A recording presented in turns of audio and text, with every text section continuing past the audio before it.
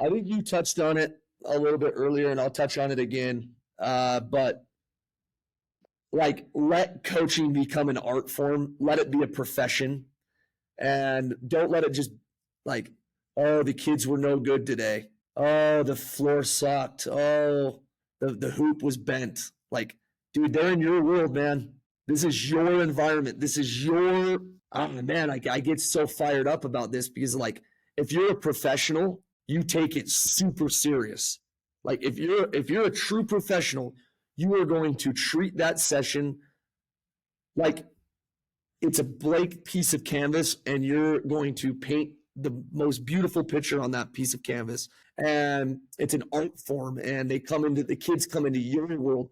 You control every aspect of the session. So if the session's dog water. You are listening to the Bridging Impact Podcast, transforming leaders on and off the court with host, Coach Furtado. Without further ado, let's dive in. Hello, everyone, and welcome back to another episode of the Bridging Impact Podcast. Today, I have Coach Mark Davis joining me. Coach Davis is a head coach at Salt Lake Community College, where they were the national champions in 2020 and 2021. He is also the owner of Utah United Official and is the head coach of the USL League 2 Path to Pro. And he'll share a little bit more about what that means. It's a little new to me as a basketball coach. So welcome to the show, Mark. Hey, I'm buzzing. Thank you, Coach. Thanks for the opportunity, and super excited to talk about how we're gonna, help change kids' lives and everything else. So I'm super excited. Blessed to be on. Absolutely. So let's dive right in there. How did soccer change your life and impact your life growing up? Yeah, it's hard for me to even think about my life without soccer, right? I got religion, I got soccer, and I got family, right? Those are kind of the three things that have really shaped who I am as a human being.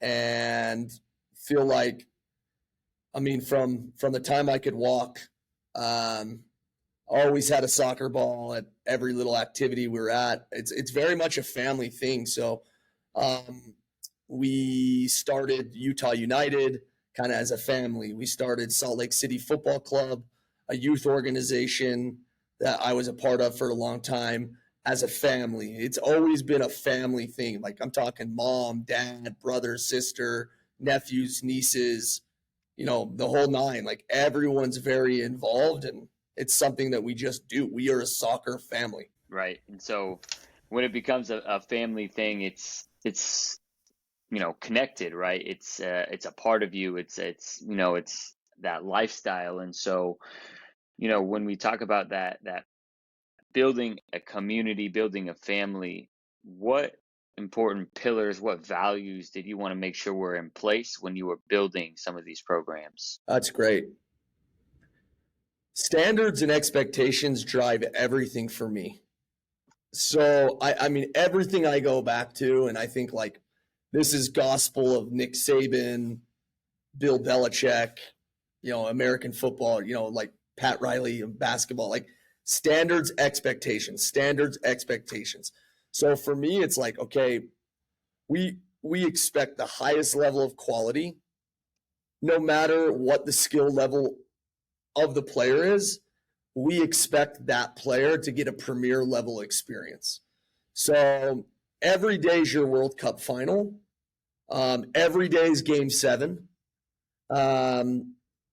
You're dialed in as a coach, no matter if you're coaching high-level players, pro players, college players, whatever you're doing, it's got to be your Game 7 because that's what the kids deserve. So I think setting that culture of demanding excellence on every phase of your life is number one, and that the standards and expectations are there.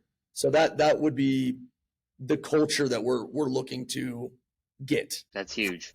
Yeah, every day being Game 7. And I'm just curious as someone, and one of the big things that I'm working on every single time, and as a basketball coach, and I watched one of your videos, is that's every single time you're the coach, you set the tone for the practice.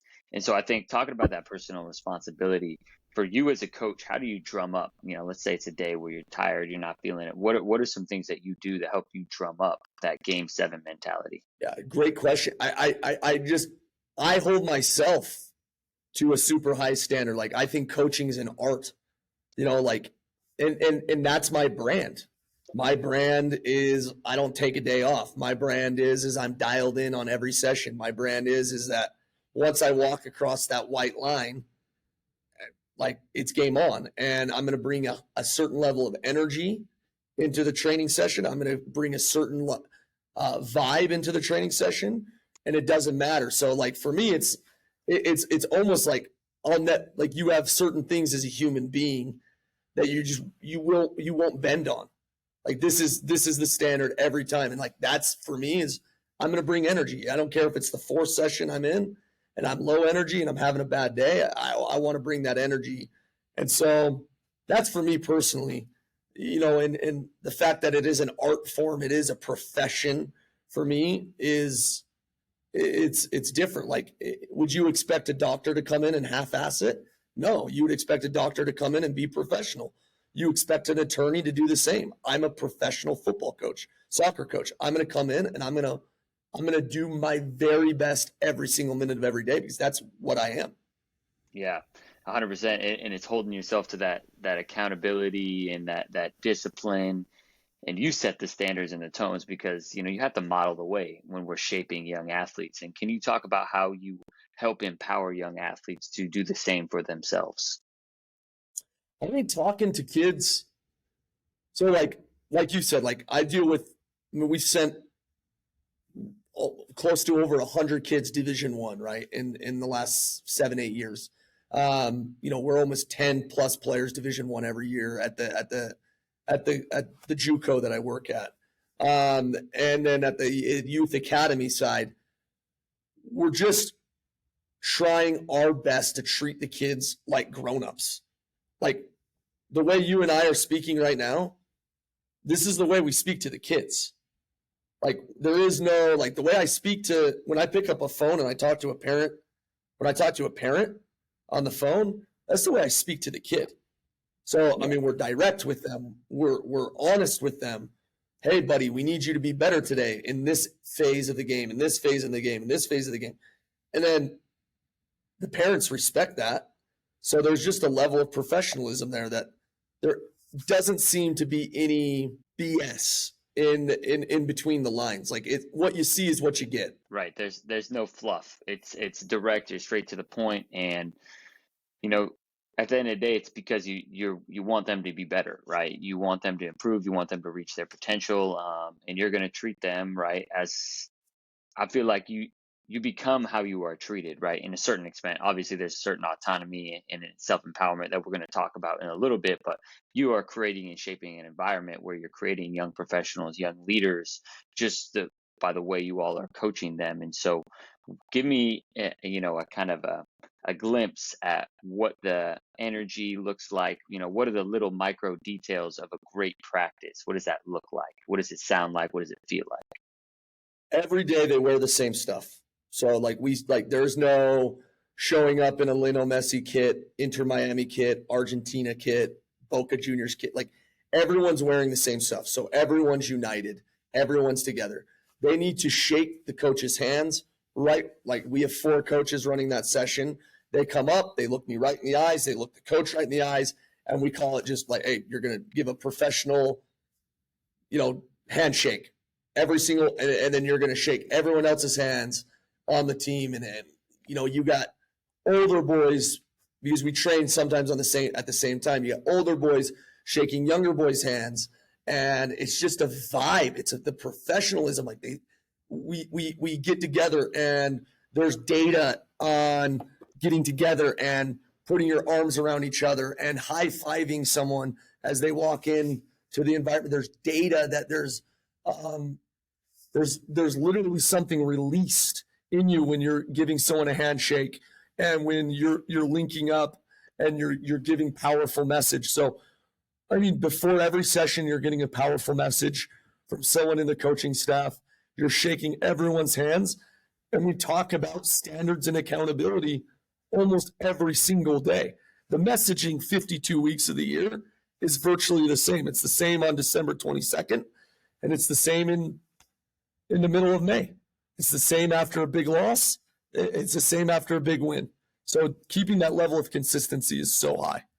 Yeah, that's what I was going to say. The consistency is so important for kids, and they are getting bombarded with so much information, right? They're on social media, and so it's of the utmost importance of whatever club programs or high school programs or college programs, whatever they're playing for, they're hearing a consistent message of standards and accountability and upliftment so they can understand they know what's going on. Otherwise, if you can give them a million pieces of information, but what do they really retain? Right, right. So the question is, what do they retain after a session?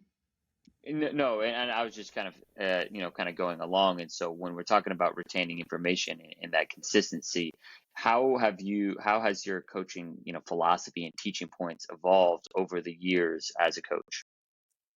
Really, I mean, great question. So I'm really, training environment and game environment are two different things.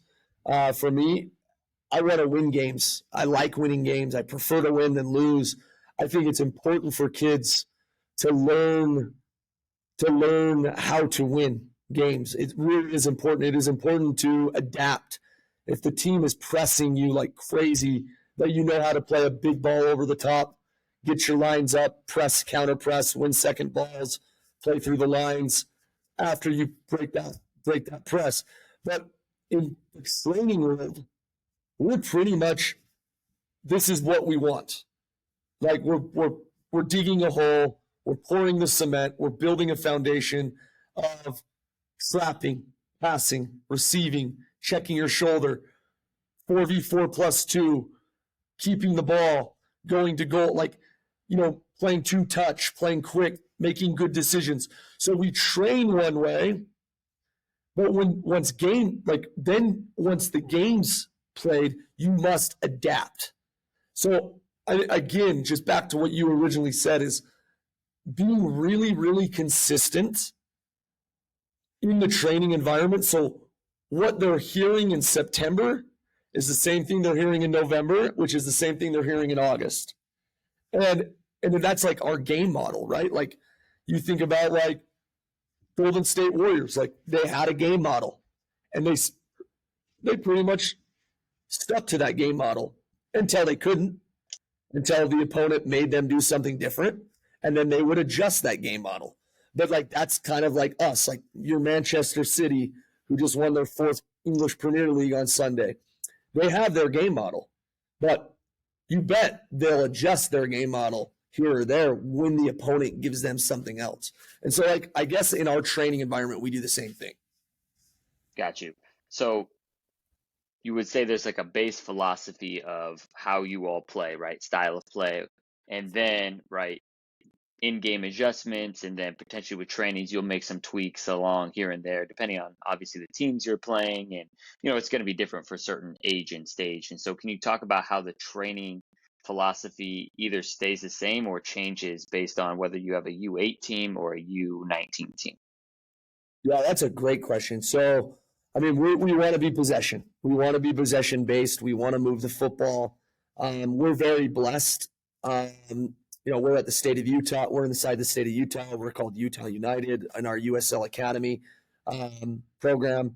So we're attracting the best players in the state. So that's a good thing because we're able to play a certain brand of soccer, or we're able to minimum try to teach that brand of soccer of using width, using length, using depth, switching the point of attack, playing two-touch, moving the football.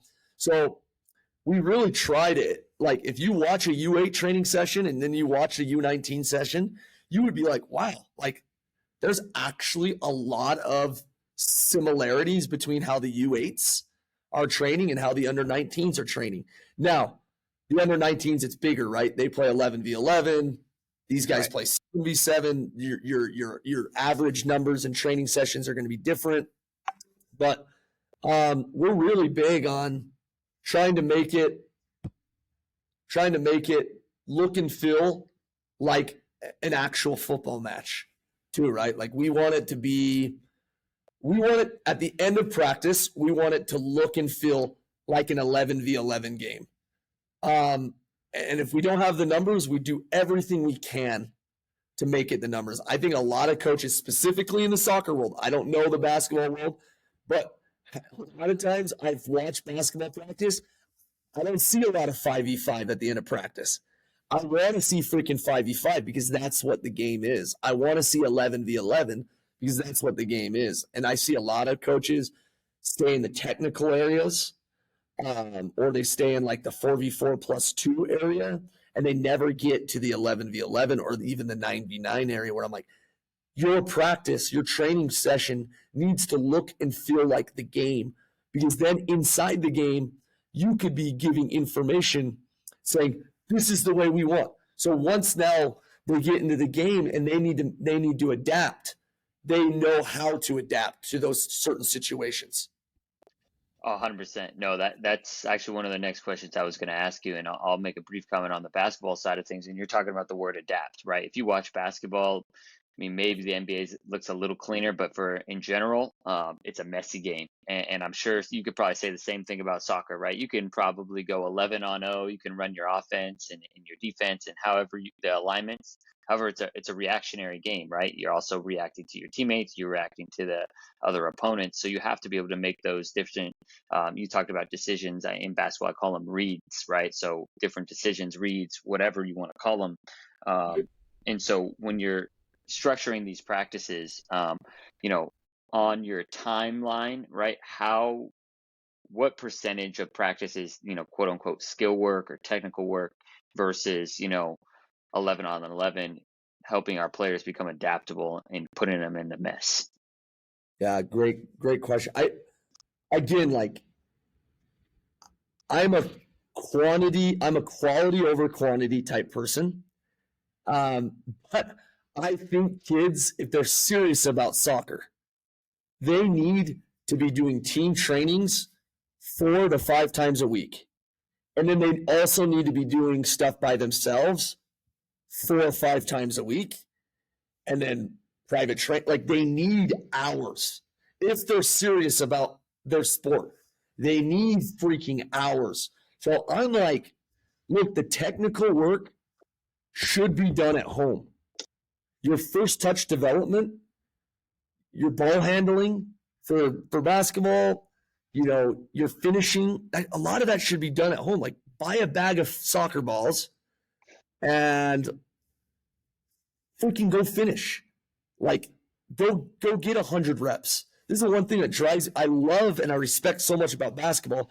So Salt Lake Community College is arguably one of the best junior colleges in men's basketball, men's soccer. They're powerhouses, right? They have had great players, even NBA players come through here, loads of NCAA Division I players every year. An average player spends 45 minutes shooting a day in basketball. An average NJCAA Division I player spends 45 minutes a day. Soccer, you know how many minutes one player spends finishing?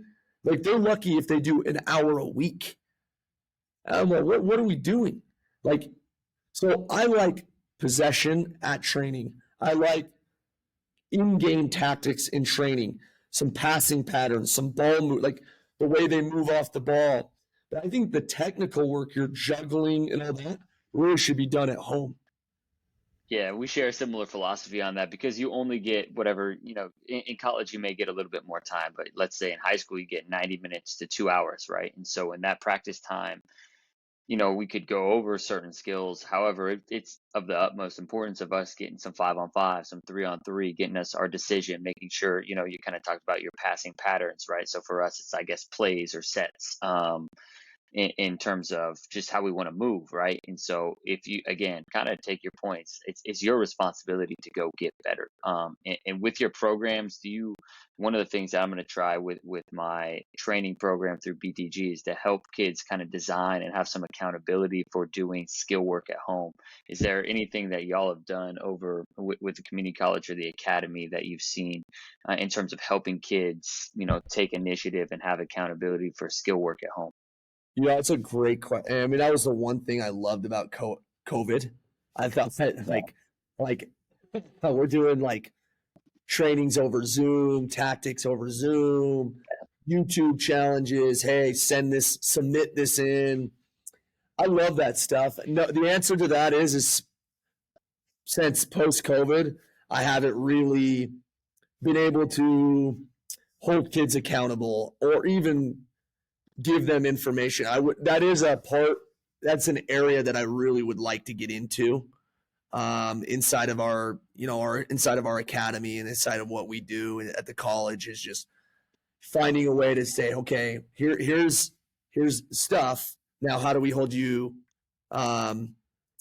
accountable, and what are you doing? And I don't have that solution yet, right? Like I know there's like some dribble up balls or level up balls or something like that. I think that stuff's absolute.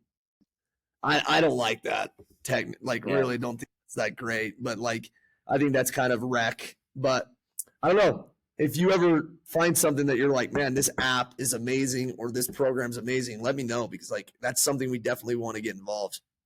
Right. And it's hard because we want to help them also establish that leadership and initiation on their own.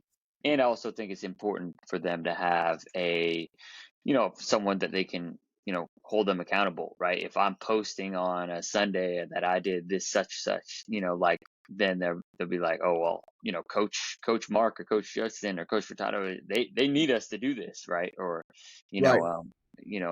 I said I was going to, be a starter my sophomore year, whatever it is, right? Just having that accountability piece. Love that. No, yeah, I think we need to get something because COVID was interesting, man. Like that was a weird time of life. Like running a couple youth organizations. I was sitting on two boards, 501c3 nonprofit boards, soccer clubs, and it was like, man, we're trying to do anything and everything to try to add value to parents, add value to kids, and there was a level of accountability. And I actually thought a lot of kids got a lot better during COVID. A lot of kids went it was like one group of kids, like, man, they took it, not a lot of schoolwork, and they're out on the ball every day. And then there's the opposite group that they just dropped, and they really never kind of been able to rebound since then. So it's been an interesting couple of years to watch that. Yeah, it is interesting because I still have conversations with parents, and kind of to shift gears in terms of talking about club is, I've had parents talk about how the pandemic really affected them, right? Like they were homebodies and their socialization skills have taken a lot, their love for the game. And so just trying to really get that to come back to it and talking about, club sports, what do you see in the club world now post COVID in the soccer world that you think is going well, and what are some opportunities do you feel like are for growth in the club soccer world? I think parents are getting a lot smarter. I think parents, especially the parents that are all in on their kids, I think they're starting to really recognize what quality is, and they really can say, oh my gosh, like I see a difference in this training session and this training session. And they want to put their kids in the best environments. And like, I've even had it happen on the opposite side. Look, like my kid is having fun, but he just wants to have fun. I'm like, great, dude, that's not us. That's not our brand. Like, we want serious players. We want kids that take soccer very, very serious. We want them to be dialed in every minute of every day. We want high expectations, high standards. So if that's not your kid, great. So the parent could be like, hey, I freaking love this, but the kid says, I don't want it. And be like, all right, well, good luck. Like, there's going to be a program for your kid. I think areas, and again, like I know there's going to be people listening to this podcast that maybe aren't necessarily, just 100% basketball. So I don't know if this applies, but I just think allowing parents to make decisions for their kids. I think sometimes there's organizations, there's different people, different things they kind of try to be controlling over what they can and can't do. I mean, we're now, Coach, Justin, we're now in the world of NIL, right? Like people they get to make the decisions. Everyone's a free agent right now. And this isn't 1998 where it seemed like, oh, yeah, you did this. You have to stay here. You can't go outside. Like, I like freedom. Like, coaches have their freedom. College athletes now have their freedom. They get to choose on where they want to be. Head coaches have always gotten to choose where they wanted to be. Like, Nick Saban could probably, if he wanted, why would he want to do this? But he could change jobs every year, and someone would be willing to probably pay him, $1 million more, and he could leverage himself up every year. And, he's an unbelievable coach. So why can't players do that? And I feel like on the youth side, that was happening a little bit. And I think it's getting a lot better. And I'm really proud of the way my parents handled a situation. I thought they were great. And, they fought for themselves. They fought for their ability to play where they wanted to play and not let organizations tell them where they can and can't go. Right. Yeah, giving them the power and the autonomy. And I think that is one of the important parts of the new NIL world is, right, you have this choice of I want to put my kids in the best possible program. And I think just finding those programs, and then so for programs like ourselves, right, it's up to us to have a high quality program for them to want to keep coming back. Otherwise, they'll go to a different program and move on, right? And so I feel like it's also kind of to continue on is with you. You've been very clear about what the standard is at your program, right? You're not a recreation program. You're not just for, I don't know what the fun soccer games are, but, just kick the ball around and have a good time. You're really there to help people reach their potential and maximize their soccer career and that are serious about soccer. So just also being pretty upfront about that and having those clear expectations is really helpful. Yeah. Like I couldn't agree more. Like I dabbled for a lot of years in the world of everything, right? U8 to U19, everything. And I just found out for me personally, I have a lot more fun and I coach a lot harder and I leave and I put my head on my pillow every night feeling really good about myself when I get to coach high level players. And so that is what I strive to do. We have the semi-pro team at USL, which is, if you know, like 85% of the kids that get drafted come out of the USL League 2. So, it's high level. And then we have our under 20 team, and then that moves down through U8. Like, I'm having the time of my life, but that's what I love doing. I love coaching high level players. I know people that love just coaching players and love projects, and they get a huge satisfaction of building players. I don't think there's not a wrong way to look at it. But when I decided a couple of years ago, is like, no, I want to spend my life and my days working with parents and kids that want to be here. Man, my life got really good. And trust me, the parents that want to be really good, they're freaking awesome. They're great. You recognize like the parents that their kid is like not there. Those are the parents that are pains in the neck. It's never the parents that are freaking ballers. The baller parents generally awesome. That's been my interaction, and so, now we have a full academy of ballers, and my headaches went from level 100 to 0. Now we just gotta get in and train the kids and have a blast. Yeah, I love that. And I feel like it's committed, right? They're committed. They're going to be there every day. They're going to be there every day to get better. And as for someone that is just starting an organization, I'm in year 2, what advice would you give me or any of the other young coaches that are listening that are trying to build that program from the ground up and setting those expectations so they can get that commitment for the long term? Man, I would be picky. I would be picky on who you work with. Because if you work with great people, your reputation and your organization's reputation will go up, up, up, up. So I would be picky, man. I mean, from an outsider, like you got the podcast, you're giving information, you're balling out. Like, I mean, like that's it, right? Like I think you're there, but I would be very picky with the types of people you want to work with. If they're a pain in the neck and they don't want to demand excellence, I would just say, here's the door. Like, I'm not going to beg you to stay inside my program. I know how good we are. So you either like this or you don't like it. If you don't like it, that sucks. We'll miss you. But this is my product. Like focusing on being iPhone. Like iPhone doesn't ask their consumers what they want. They develop it. They set the release date.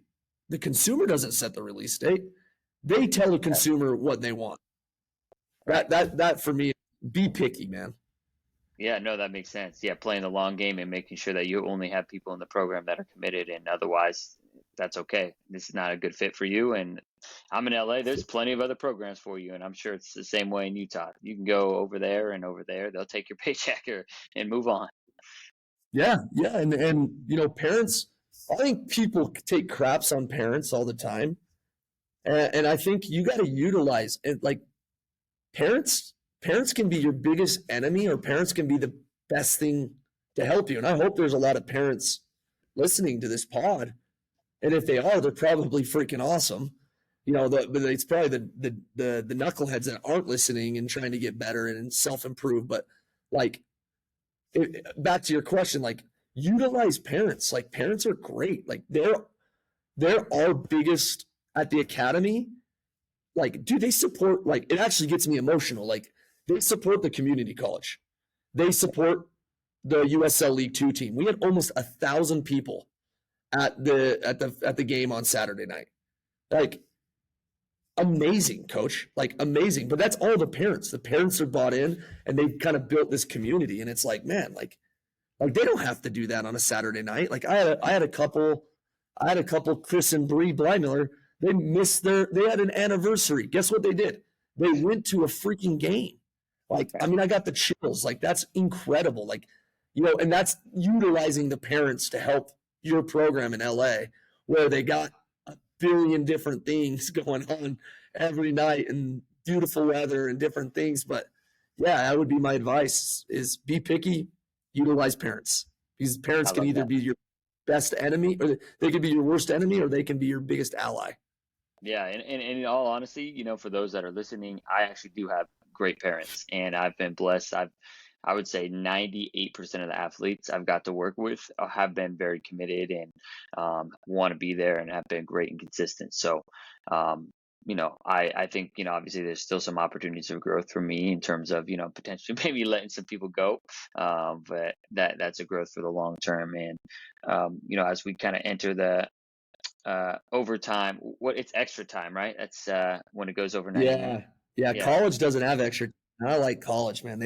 So college, if you get a yellow card, they stop the clock. You know, I like. I think FIFA should look into the college rules, because like now it's getting out of hand, dude. Like there's like 12 minutes of extra time every single stoppage time. It's wild. I know that makes more sense to me for sure.